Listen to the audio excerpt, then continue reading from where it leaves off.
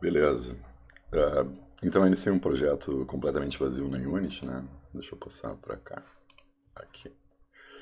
E, ok, tela default da Unity. Vou apenas montar dois cubos, né? Um para ser o chão, um para ser a representação do player. Nesse vídeo aqui que a gente vai falar um pouquinho, ou começar a falar de programação, um primeiro passo aí, como mexer no transform.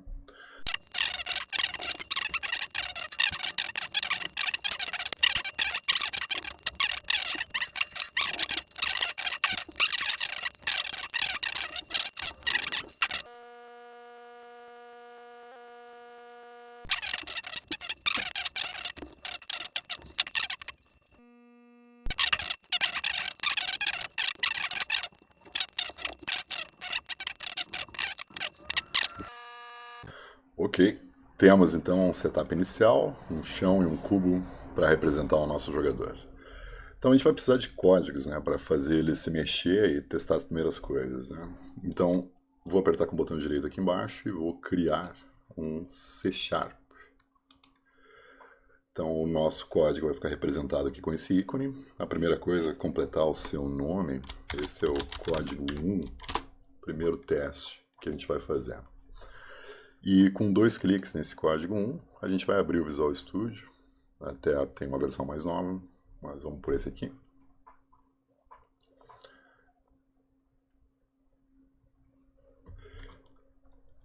E esse aqui é um código padrão da Unity, né? Onde já vem duas funções, aqui, ou dois métodos enumerados, né?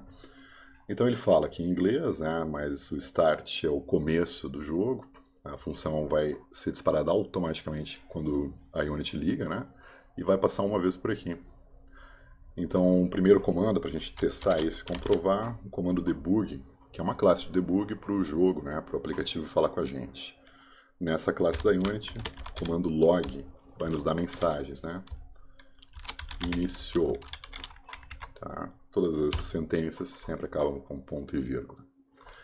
E essa função update, então ela vai rodar a cada ciclo do jogo, a cada frame, né? O jogo vai fazer diversos frames, diversas telas a cada segundo, né? Mais de 30, menos de 30, depende da performance do computador, da complexidade. E aqui eu vou colocar também uma mensagem, apenas para a gente observar, rodando. Rodando o jogo, né? Finalizo com ponto e vírgula. Sempre salvo esses códigos aqui. E no momento que eu pulo para Unity, ele compila rapidamente, aparece um progresso aqui, tá aqui. E temos o código 1. O que ele vai fazer? Ele vai nos dar mensagens no debug, né? Dizendo que o jogo iniciou e que está rodando. Agora detalhe, né? Se eu rodar o jogo, dar um play aqui, eu não tenho nenhum tipo de resposta de mensagens, né? E as mensagens são apresentadas aqui no console, mas não nos apareceu nenhuma mensagem, porque apesar de ter feito código, ele não está em uso, a gente não aplicou ele em nenhum objeto. Então eu vou parar aqui, desliguei o jogo, e no player, né, que é o nosso cubo aqui representando o jogador, eu quero que ele porte o código 1.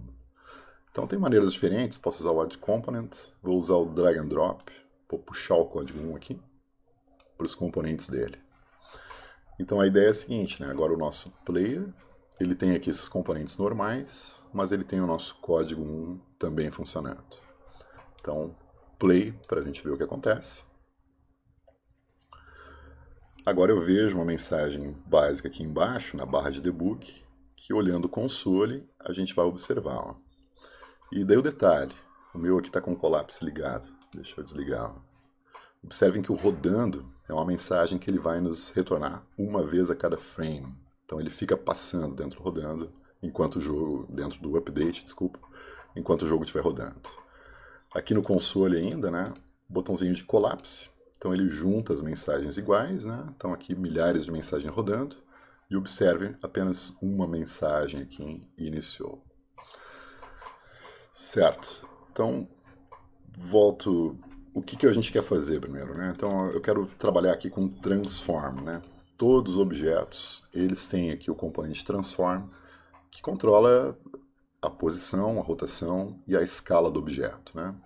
Quando eu pego o objeto aqui e mexo ele, na verdade a gente pode observar que é uma mudança na posição, no transform position. E aí que está, a gente pode acessar essa posição, né? Acessar primeiro esse componente transform por código e escrevendo aqui pura e simplesmente transform. Tá? Esse é um atalho que nos leva então ao componente transform. Dentro do transform nós temos position. Então, se eu colocar transform.position, eu estou acessando a posição do objeto. Né? E a posição que ele nos mostra, né? A posição é um vetor 3.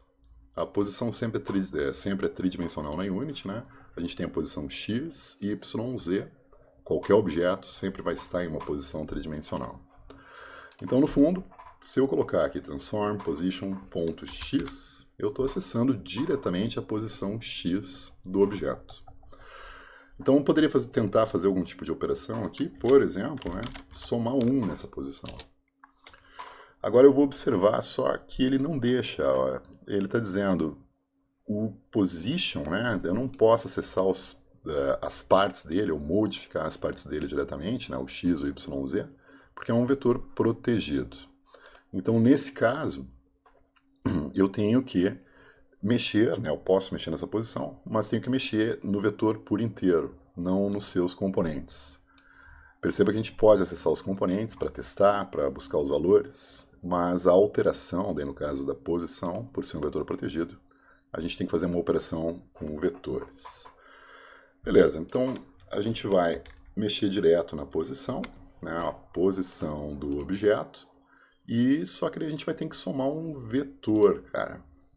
Eu posso criar vetores, né, tanto dentro do código aqui, como variáveis globais, né. Eu vou primeiro, num primeiro exemplo, colocar aqui, eu quero somar um novo vetor 3. Então, nesse termo, eu estou criando um vetor aqui em tempo real, né, e eu tenho que passar aqui os valores para ele. Então, observa só, a posição do objeto, transform position é a posição do objeto, vai receber, ou vai ser somada a ela, um novo vetor que tem uma unidade em x, 0 em y, 0 em z. Não está aparecendo erros aqui, vamos testar só para a gente observar o que acontece. Salvei, né? Sempre salvar o código, vou para cá. Está compilando, né? Ele leva um segundinho para compilar. E quando eu dou o play aqui, daí a gente vai observar o que está acontecendo. Opa! Meu objeto fugiu para a lateral. E o que acontece, se a gente observar, né, ele realmente está andando para a direita, ele está aumentando a posição x, aqui para sempre. Né, esse valor aqui da posição fica andando sem parar. Se eu pular aqui de novo, né, só rapidamente, ele moveu para a lateral, ele aumentou o x. Bom, daí entra também já uma observação super importante, né? A gente está fazendo um código muito simples, que soma, então, né, uma unidade em x, ou seja, ele aumenta uma unidade em x a cada frame. E daí o detalhe, né? Quanto esse nosso objeto está se movendo de verdade, né? A gente vai dizer uma unidade, mas é uma unidade por frame. Né? Então, se o computador estiver rodando a 15 frames por segundo, o nosso objeto vai se mover 15 unidades. Né? E como a gente sabe quantas unidades ou qual é o frame rate do nosso jogo? Na janela do game, né, quando o game estiver rodando, ou se a gente acessar ela aqui, a gente pode apertar em Stats. E aqui dentro de várias informações, né, ele vai trazer também uma das informações principais, que é o frame rate. Então, vamos observar, ó, no nosso exemplo básico aqui, ele está alcançando mais de 90 frames por segundo, né? E a cada segundo é esperado, então, que o nosso cubo se mova 90 unidades, né? Então, como garantir, né? Se eu tivesse num computador mais lento, estivesse rodando a 15 frames por segundo, sim, cara, ele rodaria 15 unidades, né? Ele se moveria de uma maneira bem mais lenta. E por isso, então, que todas essas operações de movimento, tá? A gente tem que inserir uma variável de correção, uma variável que vai garantir que o valor seja o mesmo indiferente ao computador. Já exploramos uma explicação melhor sobre isso, mas basicamente isso aqui é um movimento, né? A gente está somando uma posição, mas que tem que ficar igual em qualquer computador com qualquer frame rate. E para isso a gente tem então que multiplicar os nossos movimentos por uma variável da Unity, que é o time delta time.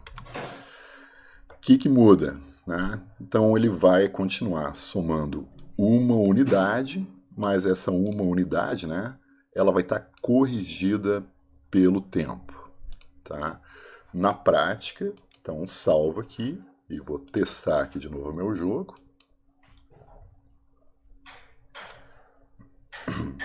E agora eu tenho um resultado completamente diferente. Ó. Meu jogo continua rodando a 90 frames, mas se eu observar o player aqui, posso monitorar o inspector, ele está somando agora, na verdade, uma unidade por segundo.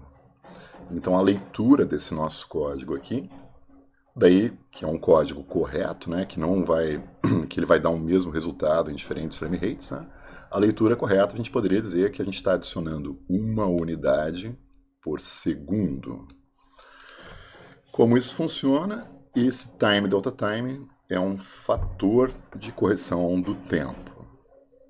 Mas o importante, esse nosso código agora está correto nesse sentido de que a gente pode rodar ele num computador mais rápido, num computador mais lento.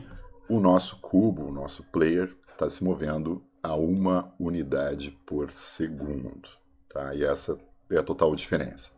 Para movimentos, para rotações, a gente precisa corrigir pelo time delta time, ou seja, deixar ele adaptado para qualquer frame rate de diferentes computadores.